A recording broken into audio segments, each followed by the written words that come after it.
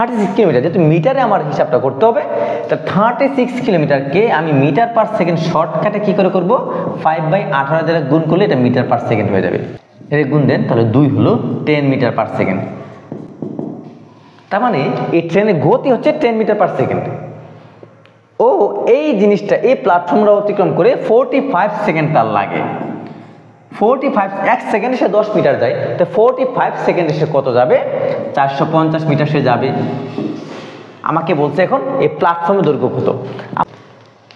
যখন একটা ট্রেন, ধরেন আপনি একটা ট্রেনের দিকে যাচ্ছে, একটা ট্রেনের দিকে গিয়ে এই যে প্ল্যাটফর্মে ঢুকলো, সে ঢোকার পরে যখন সে এইভাবে গিয়ে এইটুকে আসবে, তখন আমরা বলি এটা প্ল্যাটফর্মকে অতিক্রম করছে, তার আগে কিন্তু বলি না।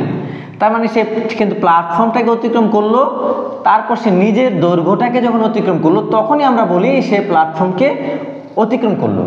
তার মানে একটা ট্রেন প্ল্যাটফর্ম অতিক্রম করা মানে সে প্ল্যাটফর্মের দৈর্ঘ্য প্লাস নিজের দৈর্ঘ্য, দুইটা দৈর্ঘ্য অতিক্রম করলো।